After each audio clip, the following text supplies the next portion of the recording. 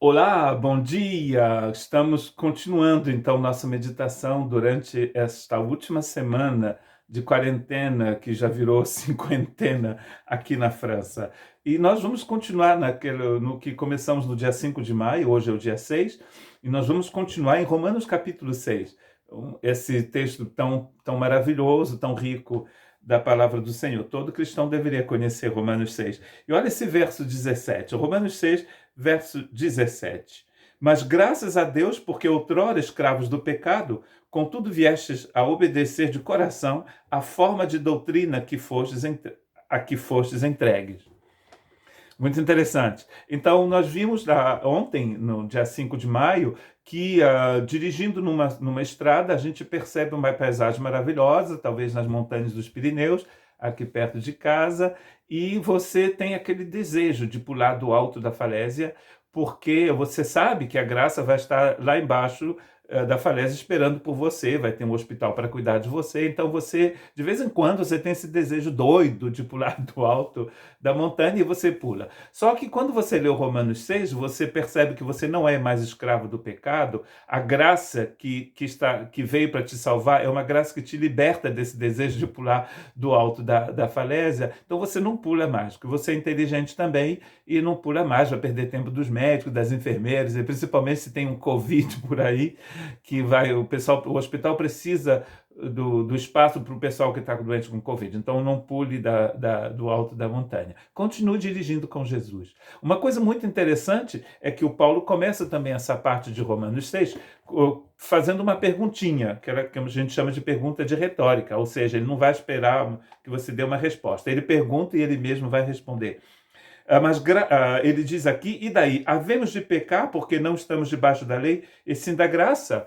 Ele diz de modo nenhum. Será que a gente vai pular do alto de uma falésia simplesmente porque a gente sabe que a graça vai nos pegar em seus braços, né? Claro que não. Não é muito inteligente fazer isso, né? E tem a história também do vírus, né? Que eu acabei de falar. Então a gente não faz isso.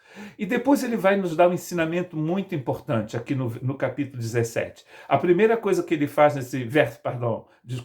no verso 17, é que ele diz: graças a Deus, nós rendemos graças ao Senhor. Essa obra toda, minha gente, maravilhosa, é obra de Deus, opera Dio. É Deus quem fez, do começo ao fim, de A a Z, de alfa a ômega, n'est-ce pas? De A a Z, como se diz em francês, do começo ao fim é obra de Deus. Então a gente agradece muito ao Senhor, obrigado, Senhor. Todos os domingos, quando a gente pode, mesmo quando não pode, a gente se reúne com os irmãos na segunda, na terça, na quarta. Todo dia a gente está procurando uma forma de dizer obrigado, Senhor, pela obra que o Senhor fez na minha vida. E a segunda coisa que ele diz aqui é que antes nós éramos escravos do pecado. E a gente obedecia ao pecado. Inclusive, no final desse texto, ele vai dizer: o salário do pecado é a morte. E você sabe muito bem que o salário é uma coisa que você merece. Num país civilizado, onde as leis funcionam, você trabalhou, você tem um salário. O seu salário, o que você merece, a única coisa que você merece é a morte. Mas o dom gratuito da graça de Deus, o presente da graça de Deus, é a vida eterna em Cristo Jesus. Então a graça te dá um presente, o pecado te dá um salário, e o salário do pecado é a morte. Se você trabalha para o pecado, todo fim de mês, todo fim de dia, todo segundo, você vai receber como salário a morte. Se você trabalha com Deus, com a graça de Deus, você tem a vida eterna. Interessante que, se você tiver 4 pessoas diante da cruz de Cristo, imaginemos um romano, um religioso judeu, uma senhora, uma dona Zulmira, um seu Zulmiro, ou seja, uma pessoa qualquer, sem nome, um turista que está passando lá em Jerusalém, ou então um discípulo de Cristo. O romano vai olhar para Jesus e vai dizer: esse homem mereceu, ele é um criminoso, porque o romano só crucificava criminoso. O religioso judeu vai dizer: esse homem é um blasfemador, ele blasfemou, merece a morte. No Antigo Testamento, a gente o apedrejaria, penduraria numa árvore e cortaria a sua cabeça. Como é o romano que está agora no poder, e os romanos crucificam as pessoas, não é cadeira elétrica, é cruz mesmo, então o judeu religioso vai dizer: esse homem mereceu a morte porque ele blasfemou. Aquela dona Zulmira vai dizer: esse homem era tão bom, não merecia morrer. E o discípulo de Cristo, que cheio da graça de Deus, vai dizer: esse homem é o meu Salvador. Estou ouvindo até uns aleluias aí, um glória a Deus. Esse homem é o meu Salvador, Emanuel, Deus conosco, que veio morrer por mim, pelos meus pecados, pelas minhas doenças, pelas misérias do mundo. Você viu como a gente vê a coisa de forma diferente? Oh, aquele homem bom que está sendo crucificado. Um homem bom, mas um homem bom que está sendo crucificado por você. O que Paulo está dizendo aqui no texto, no original, nesse verso 17, é que o evangelho é como a forma que uma forma, a palavra forma, é a mesma palavra que é utilizada quando você quer fazer, por exemplo, uma estátua da sua sogra ou da sua tia, e você primeiro faz um molde do rosto da sua sogra, aquela mesmo que por quem você orou para que ela fosse curada, aleluia.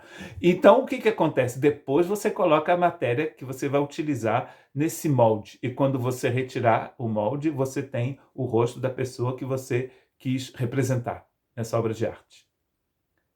O que Paulo está dizendo é que Deus nos pegou e nos jogou nesse molde do evangelho. E agora você está sendo transformado à imagem dessa graça. Olha que coisa linda. Tudo isso no versículo 17, minha gente. Você imagina se a gente fizer isso com cada verso desse texto, cada verso da palavra do Senhor? A riqueza que a gente encontra? Então a sua vida agora, você que era escravo do pecado, agora você é escravo da justiça de Deus. Essa forma eterna e maravilhosa de andar. Andar para o lado errado, a gente chama isso de pecado. Passar ao lado do alvo. Passar longe do alvo. Andar na direção de Deus, a gente chama isso de justiça. Um teólogo já disse que a justiça de Deus é uma forma diferente de andar. Deus anda de uma forma diferente da nossa. E agora Ele quer que a gente ande com Ele.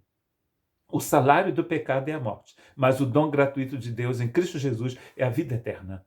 E Deus te jogou nesse molde. E agora Ele está transformando, o molde te transforma.